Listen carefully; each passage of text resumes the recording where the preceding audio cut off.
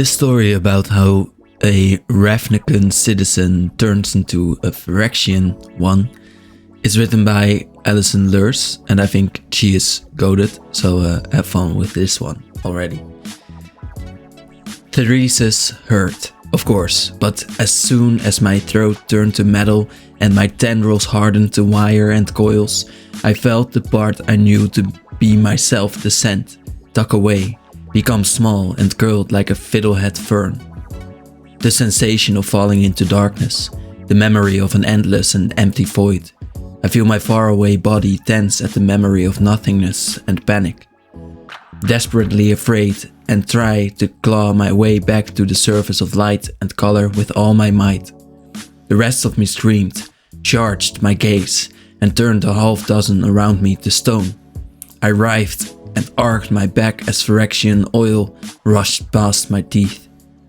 "Unhand me, you'll pay, you'll die for this 1,000 times over," is what I tried to snarl, but all that came out was the scrape and clank of aluminium dragged over iron. The Phyrexian agents that I had turned to stone above me were shoved out of the way by more metal bodies, whom I quickly turned to stone, who were knocked over and replaced by more metal bodies, whom I then turned to stone. The growing pile of statues of former enemies crumbled and fell on my leg, but I did not feel it, because my leg had turned to living iron. I am not one to retreat, but all I can do was sink, fall and collapse into the depths of myself. I am desperately afraid. I sink into the walls of my mind, and as I descend, as the metal leaches into every vein, I find something untouched in the walls of my mind. Like my body knew where to put my mind, like it would be safe here. It had put part of me here before. I fled into that private little place, that secret door behind the metaphorical bookcase, and as what was left of me dove in to flick the latch and vanished into my dreams, it would be safer if I did not wake. I'm gone. I'm asleep. Dreams are where skin and flesh belong. Something happens on the surface, a lure, a familiar face. There's a moment I feel my body kiss, but not the way I want, and the dreams turn sour. I dive deeper to forget the sensation, the fear that my body had done what my heart would never want. Now, I watch what we do through the haze of memory and dream, watching us now, riding a cold and inorganic branch of a strange and alien tree, leading the destruction of the city I love so much. Feels like sleepwalking.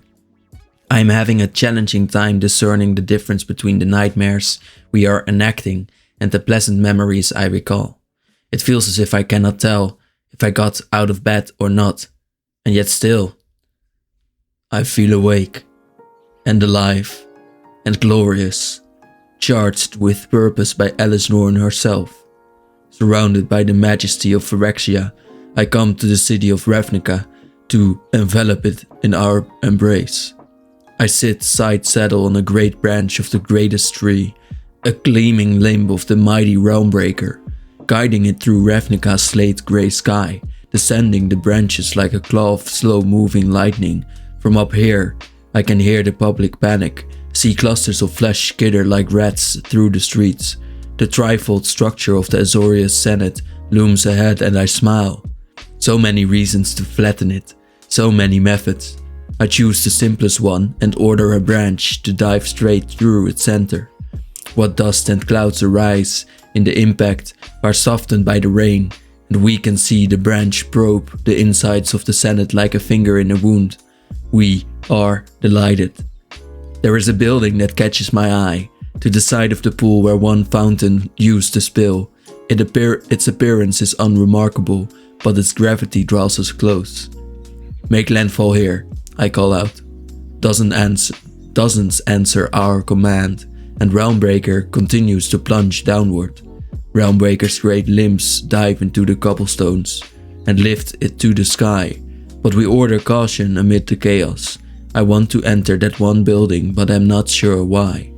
It is the prison I was held in, the prison I tried and succeeded in escaping.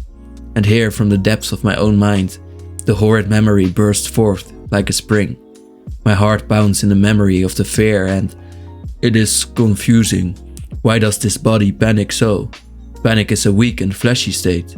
Perhaps answers are inside the building. I guide my branch downward and the breaths of my forces join alongside as I am 17 years old. My feet have been submerged in standing water for weeks, and I pry at the blindfold with my tendrils. I hiss and wrestle with teenaged might, but someone is holding me back.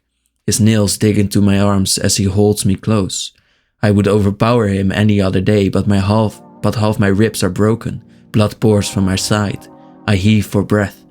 Everything is dark and smells of misery and piss. The hands holding me are not familiar. They belong to a stranger. I'll tell you what's happening. How about that? His voice is gravelly and close to my ear. I want him to be chill. I want his tongue to crumble to sandstone. He is an Azorius prison guard, and I want to tear him apart with my hands. I cannot be sure. Is this happening now? The only other Gorgon calls to the rest of us from across the prison cell. You're not alone, my doves. I'm here. I'm here. I yell for her, and my yell is halted by a sob. I hear two wet punctures, a scream, and then a sound that reminds me of meat hitting the wet ground. The other Golgari prisoners call out for her. Ludmila, no! She's on the ground now. You Golgari don't mind that. Love the ground. Don't you? I scream and hear her plea for the rest of us through her own anguish. Don't take their eyes too. Don't take them. I'm here, doves. I'm here. I'm here. You aren't alone. I'm here. And then, with a wet slice and a heavy thump, she was not. I was the only Gorgon left. I was not alone. We are never alone. We, Phyrexia, Golgari, are one and the same. Something is wrong. I am having difficulty concentrating. I must demonstrate my capacity as general to stave off suspicions of weakness. But the dream just now serves my purpose. The dream is a reminder that I was not strong enough, that only we can eliminate such prejudice from the plains. Only we could have prevented that pain. Where are we again? Air is smoky with debris and dampened by rain. Sky is netted with interwoven branches. My Phyrexian kin flood the street, and we follow them into the prison where my weaker past self was incarcerated. My boots click as we step into the demolished front entrance of the prison. The roof is half caved in. Holes in the floor lead to an elaborate network of secret cells and chambers. I never saw any of this until the day I tried to escape. So we continue onward. A series of Azorius and Boros guards run out.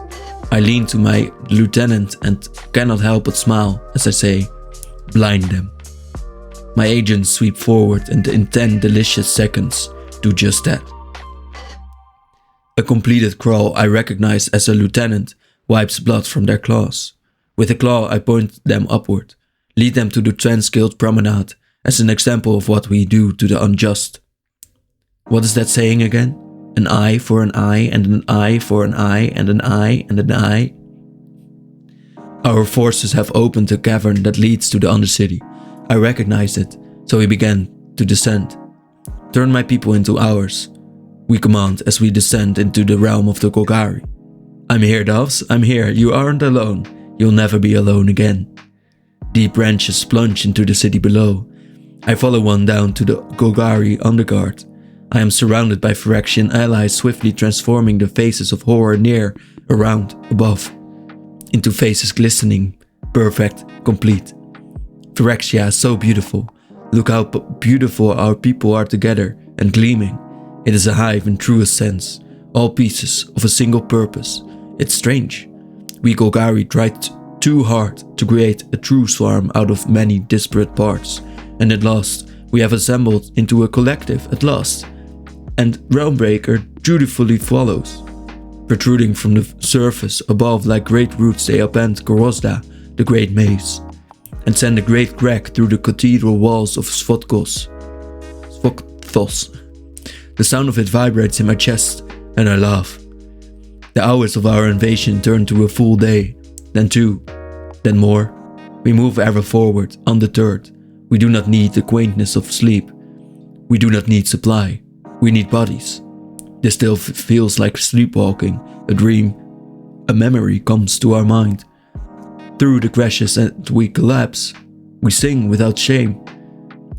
The tune doubles as we sing, rattling in the metal of our throat. A castle grows in all below. Its window shines with an ancient glow. Some wonder its maze a mess of decay, and the kingdom of rot will rise one day. It is night on Ixalan, and I sing to the vast and buzzing jungle. Our little dinghy has done so well to take us so far upriver to the golden city. There's a sheen of humidity on my skin and it turns pale teal in the bright moonlight.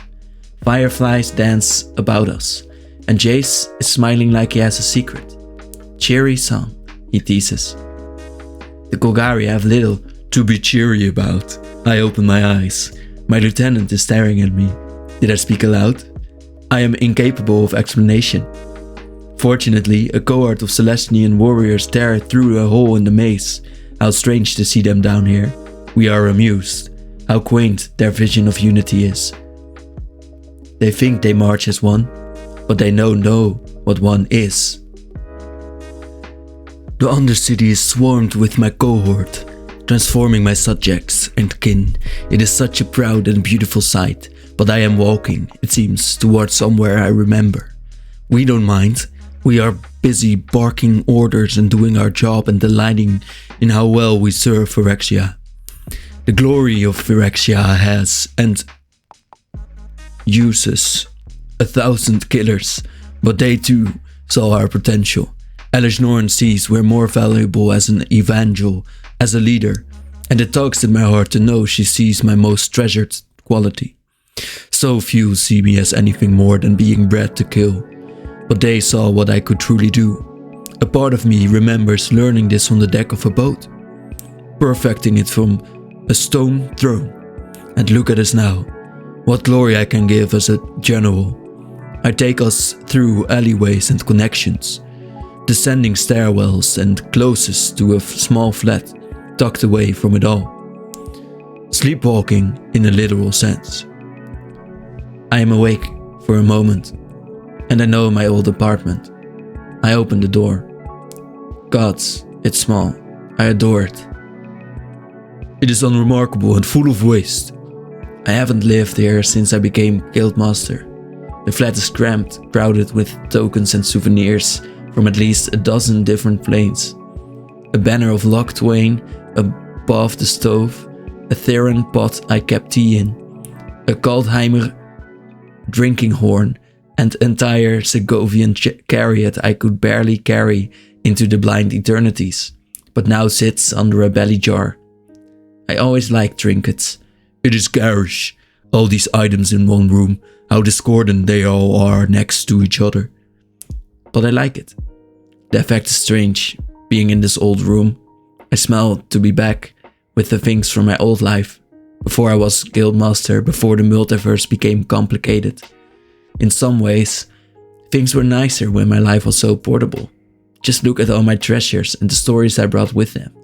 I'm not sure if this is happening now or if this is someone else's memory I can walk through and touch. Why would I dream of an ugly apartment over the glory of my people unifying the multiverse into one perfect whole? Why would I dream of meaningless filth like this? Memory and dream mingle. I remember the shine of another plane's stars. I remember buying tea in jungles of one plane and bringing it home to the friends of this one. I know that those places exist, that all manner of stories happen within them, and I take comfort in how much more like us, how much more familiar they will be. No longer will I walk uncertain onto the soil of another plane, but instead we will walk with ease, with the language of our mothers in our ears. There is an object on the center table I cannot identify. I know it is an object, I know it is dull silver, a series of stacks of circles and etchings, with one last long extending from an empty ring on the side. I pick it up, turn it back and forth, and long orange lines of magic briefly appear from its points. I am increasingly irritated. What is this? I search my mind, but the knowledge is distant, kept safe by the cushion of memory. No, kept safe by something else? It is the weeks before the War of the Spark, and I am laying on the floor of my apartment, clutching my forehead in the worst migraine of my life. The air rings and lights flares deep in my mind. I feel the latch deep down in my own mind. One hand presses the bridge of my nose while the other clings desperately to the thaumatic compass. I had told my attendants I needed privacy and hurried my way here, just in time to lock myself in my old flat, fall to the rug, and with sheer will forcibly pry open the trapdoor of my mind where Jace and all my memories of him were kept. I grip the compass so tight, it cuts my hand. I mourn knowing our plan was in vain, but what makes me weep is realizing I forgot the first time I fell in love. The thaumatic compass is such a beautiful thing, so desperately important and vital. This fresh headache is rife with irritation. The object is of no consequence. I hold it precious in my palm like a stolen gem and secret it away in my pocket. Above, there is a deep rumble that draws us out of the ugly and boring apartment. As I emerge onto the city streets, I see the ceiling. The soil above peel away as the branches of Groundbreaker sink deeper. I grab hold of a branch and ride it upward toward the chamber of the Guild Pact. I see familiar faces in the sky. Rahl Zarek and Tomek Vrona approach, flying close from the back of a gargoyle. Even from this distance I see them grip hands before Rahl steps off onto the streets as Tomek takes off. A bitter wave of jealousy fills what is left of my stomach and I grip the object in our dress, though I do not understand why. The sky is an eruption of warfare. The immense Boros skyship looms over the half the horizon, disgorging angels and sky knights with brilliant flashes of fire. On the other side of the skyline, great rickety izzet prototypes blinking cyan and red teeter toward the rooftops. One collides with a Phyrexian ship, which changed half a dozen explosions upward to hit the completed angels above. Spill as much glistening oil on the streets as you can, I command to our newly complete Golgari kin, and blind them all. Half of the Phyrexian's fleet focuses on the lightning mage, fighting through the crowd as the others continues, blinding every citizen in their path. As they do so, metallic hands blocking soft pairs of eyes. The victims they leave behind universally collapse into the concrete in terror and pain. From sky to soil, the plane is a cavalcade of war. I remember blue-tinted skeletons, zombies, all manner run. Where I point, Nicobolus, the God Emperor, looms high above me. He is the only one who ever trusted me to lead. He is the only one who ever gave me a chance. Except for Phyrexia, except for my new life, my new family. They trusted me and look how I have rewarded them with glory. As our lieutenants carry out my orders, I am pleased with the expediency, with the tactic of blinding first and leaving them to pheresis. The screaming and stumbling masses collapse to the ground and feel their way forward, their hands smearing in oil, fingers patting the empty wounds on their face. The scene is an utter mess of oil and blood and the jelly of ice. I look to the instigators, to the Golgari turned Phyrexians, and I am filled with pride. At last my people are in charge. The dream shifts. Why won't this headache go away? And we are guiding a swarm to destroy the roof of the chamber of the Guild Pact. The lightning and crushing Niv-Mizzet's seat, reveling in the dust of a newly repaired roof crumbling to the foundation. The whole building opens like a doll house, and we fit so nicely inside. All these little chairs and tables, and an entire wall bare and exposed like a weeping wound. One exposed wall leads to a room I recognize. Out front, the desk Lavinia used to attend to her duties. Beyond that, the entryway I was never allowed past. The private office he used to spend late nights in. The washroom with the mirror he never needed. The bed he never slept in. He never slept much, but he sure went out of his way to make other people sleep. To our right, where the south wall used to be, the city is in shambles. The invasion tree dives down through the metropolis like legs of a great spider.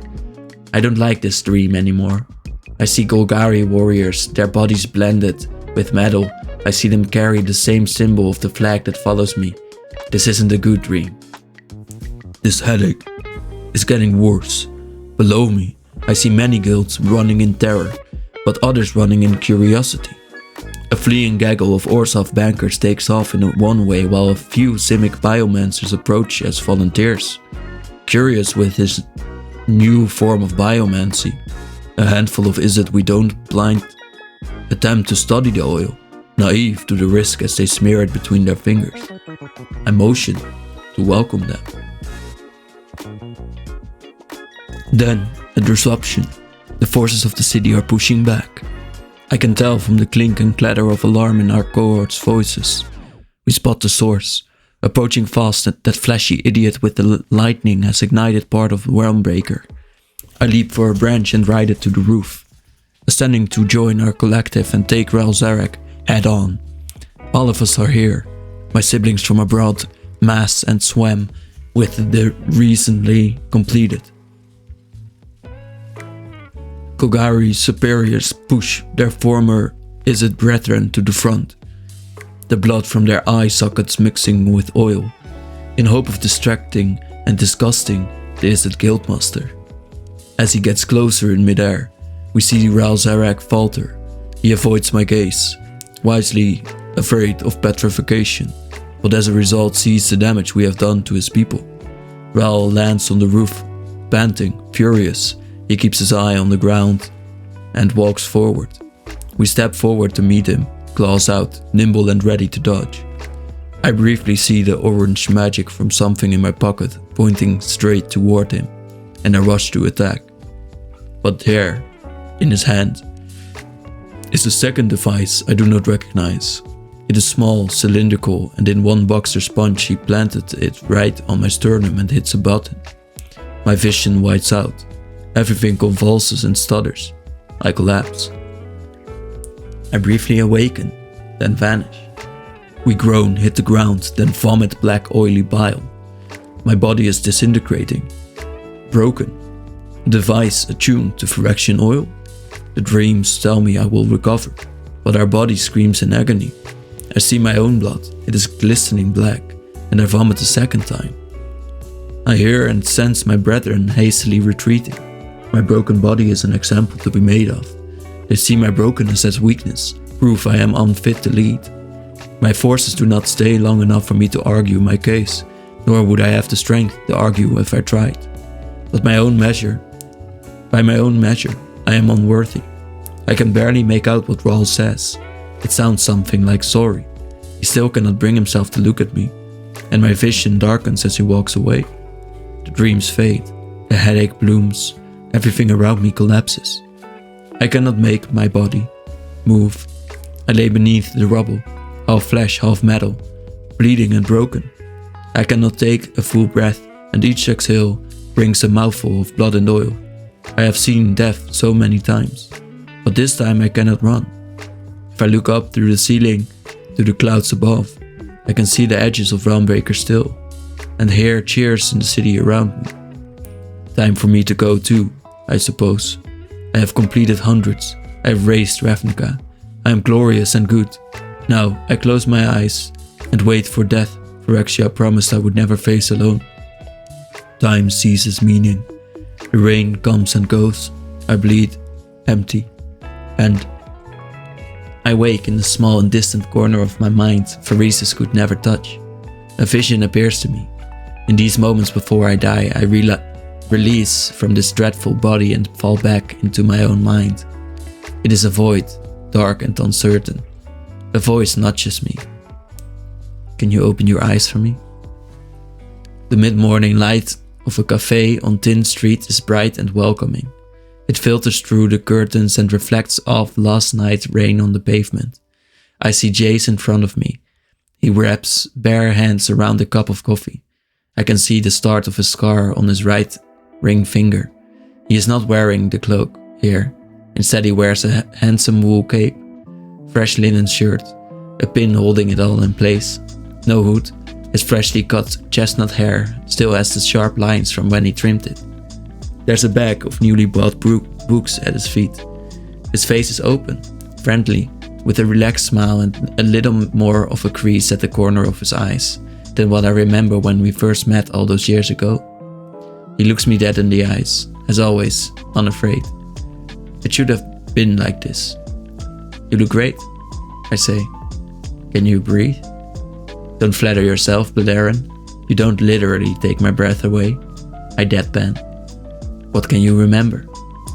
The question unnerves me. What do I remember? I remember watching my life distantly through my own eyes these last few days. I remember Realmbreaker, transformation, and slowly I remember with horror that I lured Jace. I betrayed him, transformed him, and then I left, returned home, and then... I deserved to die, I concluded. Before, I had vowed to never kill someone who didn't deserve it. How many hundreds of times over did I break my vow yesterday? Jace's eyes softened. He has excused my murder so many times.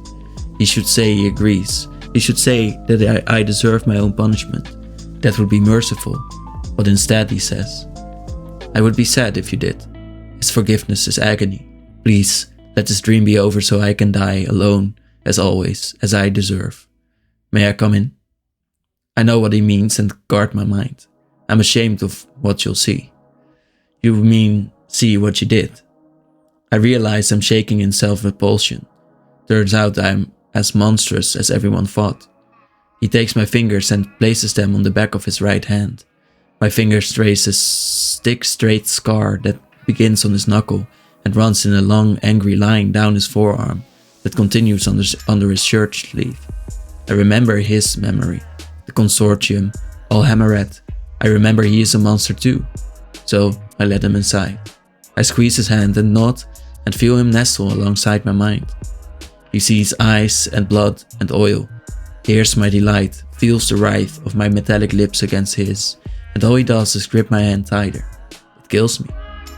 Let's go somewhere private, he says quietly, and with the logic of dreams we are suddenly on an open beach with sand as soft and white as flour, with the brilliant full moon reflecting off the sea in a starlit dance. Jace lays next to me.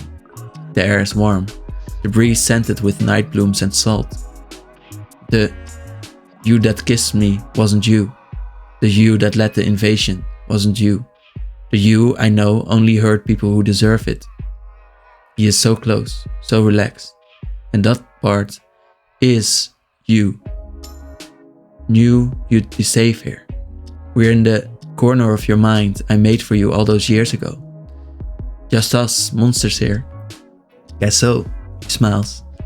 Here in my dream, with my beloved, whom I betrayed, secreted deep within a broken body that ordered the slaughter of thousands, I feel another tear on my cheek. I'm sorry I tricked you, I say. I'm sorry I didn't come, like I promised, he replies. None of this should have been like this. Nothing should have been this way, I agree. I wish we could take it all back, do everything the right way. He's looking at me like I'm saying something critical, like a piece of machinery in his mind just locked into place with my words. Jace, will you give me one last gift before I die? Anything. I want a do-over. He smiles. I would like that too. I kiss him. It is intense and sincere, desperate and immediate. He feels like a homecoming. Our cheeks press. He makes a small noise and the toes in my boots curl. I draw his lower lip gently between the teeth. And he gasps in delight. The tide laps the beach. We grasp each other desperately, making up for lost time. Our bodies drawing close on the sand. I run my hands through that hair, and it is just as soft as I hoped it would be. When my nails skim the surface of his scalp, and he groans in response. In a sudden rush, I finally get what kept Liliana on the hook all those years, and it draws my eyes up and around us as he runs a trail of kisses down my neck. Jace projects back, his mind overriding my own dream, a rush of images of his own. We're in Kaladesh apartment, we're on the deck of the Belligerent, we're in a glade in Zendikar, we're in an Innistrad castle, we're in the chamber of the Guild Pact. Our lips press. For one trailing moment I feel the kiss from his perspective, and then seamlessly we're back on the beach surrounded by infinite impossible stars. I laugh. You're incredible. And he kisses me even harder. And then, once we begin to tire, he draws up, and I smile to see a little brown freckle in his eye I never noticed before. He looks apologetic. Brace yourself. This part hurts. He cradles my face, puts his forehead against mine, readies himself, and exhales as if he's about to exert effort. I've got you. But he was going to Red Potter. I smile, uncertain what he's talking about. You've always got me. Vulnerability fits strangely in the window of my heart, but it is worth drawing the drapes for him. I rest a hand on his cheek and tell him what I feel, in his way. Silently, the words fill my mind and I fill them with the sun of Ixalan and the perfume of Undercity roses, project the feel of our hands holding tight, the thrill in my chest when he smiles, the adoration of the brown freckle in his left eye. A cinder of hope that someday he sees my own face full of wrinkles, that our old and arthritic hands will still clasp tight as we walk toward the clouding dark. There's a moment of recognition in his eyes, a softening at the edges, and one of those rare smiles that meets his eyes, blooms across his face as he instinctively reads my own thoughts. He kisses my forehead and I caress him back. Jace meets my eyes, forehead back to mine, and responds aloud. In my way. I love you too, Captain. And I gasp as my mind and vision erupt in startling incandescent white. Ral. I just want to go home and sleep. The rain has soaked through my clothes. There's more rubble than city at this point. And even though I've electrocuted more Phyrexian goons than I can count, my body still jumps like there's more. The invasion ended 2 days ago, but my body hasn't got the memo yet. My hands still tired from casting, my shoulders still tight from panic. Recovery from the invasion ought to mean recovering from me too. I've been up for nearly 2 days at this point, directing the remainder of the Izzet to lead the cleanup, to load rubble and raise buildings and wash all the damn blood away. But no matter how much I try to focus on the recovery effort, all I can see is the long line of Izzet researchers and mages standing side by side, a long line of screaming faces and empty sockets, and all I want to do is sleep and hope the memory vanishes. God, why can't I be an optimist? Same, bro. Same. Tomek is here now at least. We stand overseeing what was the second chamber of the Guild Pact. He sits with his head in his hands and I keep a palm on his shoulder as we both try not to think about eyes. But all I see is her face, glaring and gleeful. She picked a way to transform them that would hurt everyone else the most. That wasn't her, and yet it absolutely was. My stomach turns and I try to swallow it down. Climbing up the rubble behind me, I hear footsteps. It's a high-level officer, one of the ones I trust. There's an apology on her face. Well, I ask. The hemoelectric switch worked. What did you find? The officer's lip trembles. She knows what she is about to say will alarm me, and I brace for the inevitable when she announces. There's no sign of her body, sir.